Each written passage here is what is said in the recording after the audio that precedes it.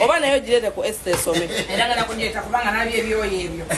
Alinga tuwa nuko Esther. Yetsaga massage. Tuwa na Junior. Therapy abakola ku nsusu banaka susu kafe mukalaba.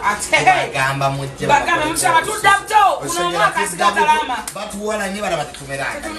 Mutu wana nyi bala tumera. Tutumera bikata makulu. Because atesibaya na makulu betwali bale. Mujje bakole ku nsusu. Otegera mwaka mupya, kunyirira kupya, kwetega kupya, kwagala na kupya. Twako wa stress. Tubera mumbwa. Tulia chips engwe za yogurt.